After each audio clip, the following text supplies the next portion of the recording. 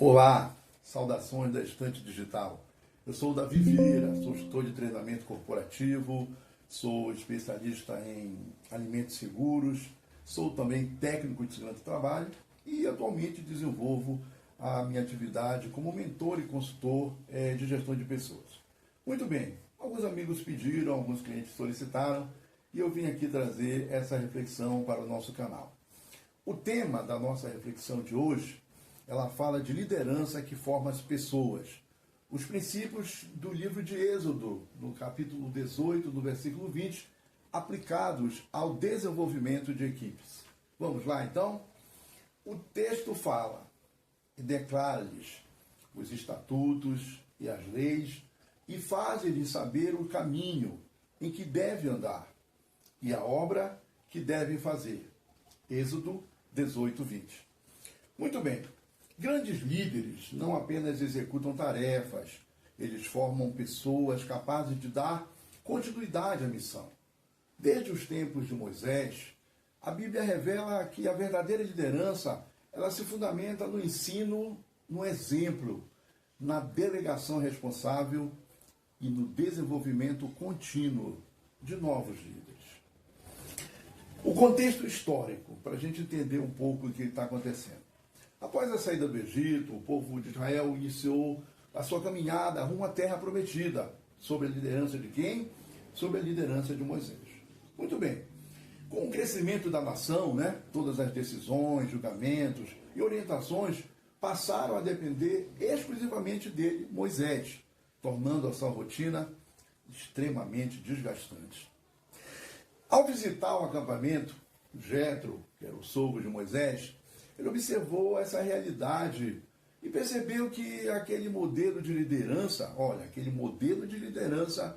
ele não seria sustentável. É um modelo de liderança, sim, mas ele não é sustentável. Então, aconselhou Moisés a organizar o trabalho. Vamos organizar o trabalho. Como? Formar novos líderes, delegar responsabilidades e, principalmente, ensinar continuamente o povo. Se nós vamos treinar novos líderes, esses líderes não podem parar de treinar, esses líderes não podem parar de aprender. Muito bem, vamos então voltar? Foi nesse contexto aí que Jetro declarou, e declara-lhes o estatuto e as leis, e faz-lhes saber o caminho em que devem andar, e a obra que devem fazer. Êxodo 18, 20. Muito bem. Este princípio tornou-se um dos mais importantes modelos de formação de líderes da Bíblia. Nós utilizamos eles até hoje em gestão de pessoas, demonstrando que uma liderança eficaz, ela não consiste apenas em resolver problemas, apagar incêndios, mas em preparar pessoas, transmitir o conhecimento, desenvolver valores e capacitar equipes para que atuem com responsabilidade, autonomia e excelência. Excelência. Fazer o melhor o que você pode com o melhor que você tem. Esse versículo é um dos fundamentos da liderança bíblica, da administração e da formação de pessoas. Nele, o sogro de Moisés, Jetro, orienta como um líder deve conduzir o povo de Deus. E declara-lhes os estatutos e as leis, e faz-lhes saber o caminho em que devem andar, e a obra que devem fazer. Êxodo 18, 20. Eu não canso, de formular, porque realmente é muito lindo, muito profundo isso. Essa orientação apresenta 4 responsabilidades fundamentais de um líder. 4 responsabilidades fundamentais de um líder. Primeiro, declara-lhes os estatutos. Estatutos eram os decretos permanentes estabelecidos por Deus. O líder não deveria criar suas próprias regras, de acordo com seus interesses. Ensinar aquilo que Deus havia determinado. Aplicação no contexto cristão. Isso significa ensinar a palavra de Deus com fidelidade. E no ambiente corporativo? No ambiente corporativo corresponde a apresentar regulamentos internos, política da empresa, código de ética, normas de segurança do trabalho, sim, né? E os procedimentos obrigatórios. E é exatamente o que acontece em um programa de integração de novos funcionários, por exemplo, né? Então, é muito importante que você tenha um programa de integração onde você vai conversar com o seu novo funcionário cada detalhe desse contrato que está se iniciando agora. Muito bem, prossigamos então para que você entenda. No número 2, e as leis. As leis tratavam da aplicação prática da vontade de Deus. Não bastava conhecer princípios, era necessário compreender e como aplicá-los no dia a dia, na rotina. E como é que é essa aplicação no ambiente corporativo? No ambiente corporativo é assim. Um bom líder ensina como agir, como decidir, como resolver conflitos, como aplicar corretamente as normas. Um bom líder não vai se contentar em apenas ensinar a apagar incêndios. O bom líder vai treinar a sua equipe para evitar os princípios de incêndios. Muito bem. E faz-lhe saber, o item 3, a nossa verificação de item 3, faz-lhe saber o caminho em que deve andar. Essa parte vai além do conhecimento. Aqui aparece a ideia de formar caráter, valores. O caminho representa um estilo de vida. A Bíblia usa frequentemente essa expressão. Então, por exemplo, ensina a criança no caminho em que deve andar. Provérbios 22:6. Não basta ensinar regras. Anote isso. É necessário ensinar valores. Muito bem. E aí nós chegamos ao item 4 desse posicionamento, aonde Jétro fala, e a obra que devem fazer. Muito bem. Depois de ensinar os princípios, normas, valores, vem a execução, a obra que deve fazer. Cada pessoa precisa compreender a sua responsabilidade. O conhecimento precisa produzir ação. Se eu sei e não faço, eu ainda não sei. Um modelo completo de treinamento. Observe a sequência ensinada por Jétro. Etapa: estatutos e depois ensinar os princípios. Etapa: as leis, depois explicar as normas. Etapa: o caminho, depois desenvolver caráter e conduta para estar nesse caminho. Depois, as obras, executar corretamente as tarefas. É um processo, é um percurso que tem que ser feito com acompanhamento do líder. Muito bem. Depois disso, nós temos o quê? Este modelo ele continua atual. Ele é muito atual e amplamente utilizado em programas modernos até de capacitação, né? Tudo que surgiu novo aí, neurociência, qualidade total, 5S, ferramentas diversas de qualidade. Observe bem, porque na integração de novos funcionários, no treinamento operacional, no desenvolvimento de liderança, na formação de discípulos, na educação corporativa, muito presente, muito atual, todos esses nossos conceitos que nós estamos tratando aqui. Vamos rever então a sabedoria de Jétro?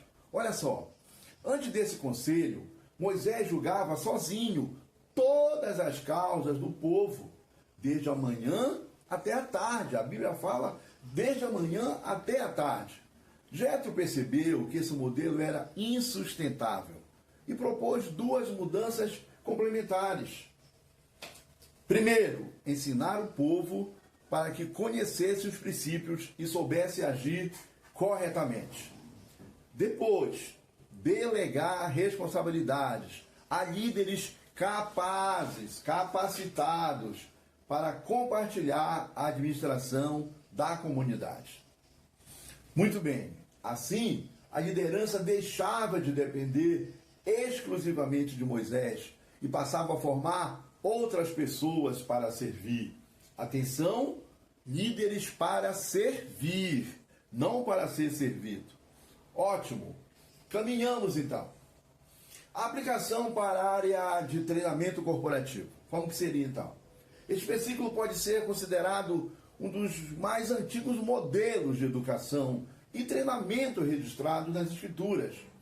E demonstra claramente que um processo de formação eficaz, ele deve contemplar 4 dimensões. Vamos analisar essas 4 dimensões. Ela envolve o conhecimento, ensinar as normas, as políticas e os procedimentos. Será que nós estamos ensinando os nossos liderados? Muito bem, o próximo passo, a compreensão, né? Explicar o motivo e as finalidades dessas regras. Por que existe a regra? Qual a razão? Aquela coisa seca e absurda, diz, olha, faz aí porque eu estou mandando, isso não existe mais. Então a gente tem que compreender exatamente o que está acontecendo. Depois isso envolve o comportamento, né? Orientar a postura, os valores esperados, qual é o cenário ideal. As pessoas às vezes não têm bem claro o que elas querem delas, o que elas esperam delas mesmas. Então como que elas vão saber o que a empresa espera dela? O autoconhecimento muito necessário. Muitas pessoas não se conhecem, não conhecem suas capacidades, não percebem aquilo que elas estão se sabotando. Então, nesse momento do comportamento, é muito sério esse entendimento. E agora, com a própria questão da NR1 chegando aí tão forte, né, acrescentando esse risco, o risco psicossocial nas relações dentro da empresa, é muito mais importante ainda que o líder tenha essa capacidade de percepção com relação a comportamento. O terceiro item é o desempenho, né? Você tem que capacitar para executar as atividades com competência e responsabilidade. Nenhum funcionário pode chegar na linha de frente do trabalho sem ter um conhecimento, sem saber exatamente o que precisa fazer, como precisa fazer, qual é o resultado esperado daquela sua tarefa. Isso toma tempo, isso exige muita paciência, muito cuidado, existe uma percepção, pedagogia, andragogia, dependendo do formato do trabalho, do nível de escolaridade, de uma série de fatores. Então não tem jeito, é necessário essa conexão com o seu liderado. E mais, essa estrutura, ela se harmoniza com programas modernos de treinamento. A integração de funcionários, como já falei, o desenvolvimento de competência, pois evidencia que ensinar não é apenas mais transmitir informações, não você faria um manual, mas preparar pessoas para agir corretamente e produzir resultados consistentes. Não existe mais um líder que não saiba o nome do seu funcionário, que não conheça um pouco da personalidade, que não observe o comportamento, a maneira de ser, a maneira de agir, a maneira de pensar daquele liderado que faz parte da sua equipe. Então, sim, é necessário conhecer a sua equipe de uma forma que a gente nunca conheceu. Muito bem, liderar é muito mais do que administrar processos, é muito mais do que checklist, é muito mais do que manual de procedimentos, né? Liderar é desenvolver pessoas. Muito bem. E aí, o conselho de Jetro a Moisés, ele permanece atual por quê? Porque ele demonstra que as organizações sólidas, elas são construídas, como é que elas são construídas? Melhor dizendo, elas são construídas quando os seus líderes, eles percebem alguns detalhes. Primeiro, eles ensinam os princípios. Depois, eles esclarecem normas, eles orientam comportamentos. É isso que faz a construção. E capacitam suas equipes para executar suas atividades. Esse é o papel do líder. Não vigiar, não supervisionar, não é capataz. É capacitar suas equipes para executar suas atividades. Como? De que jeito? Primeiro, com competência, muita competência. Depois, com responsabilidade, evitar perdas, retrabalho, prejuízo, cliente insatisfeito. Então, essa é uma função do líder. E, por fim, a autonomia. O líder ele tem que definir bem claramente até onde o liderado pode ir, até onde o liderado pode ficar à vontade para executar o seu trabalho, o que se espera dele, como é que ele deve fazer, como é que ele deve agir. Ele tem que ter essa autonomia, ele tem que se sentir importante naquele processo, ele tem que saber que aquele resultado envolve ele e depende dele exatamente. Muito bem. Se estamos dentro de um contexto bíblico, não poderíamos deixar de citar o maior líder de todos os tempos. Jesus, o bom pastor, o pastor e as suas ovelhas, o líder e a sua equipe. A maneira de trabalhar desse pastor. Vinde a mim, porque eu sou o rei do universo. Não. Ele fala, vinde a mim, vocês que estão cansados, vocês que estão confusos, né? E o papel do líder, e aprender de mim, que sou manso e humilde. Olha que maravilha. É com essa frase que a gente vai caminhando para o nosso encerramento. Formar pessoas é o maior legado que um líder pode deixar. Não o trabalho executado, porque, obviamente, numa rotina ele vai voltar, vai ser necessário, talvez até clientes mais exigentes, produtos mais sofisticados, serviços ainda mais cheios de detalhes. Mas se ele prepara uma equipe, se ele monta uma equipe, se ele capacita as pessoas, essas pessoas estarão prontas para resolver todos os novos desafios que virão.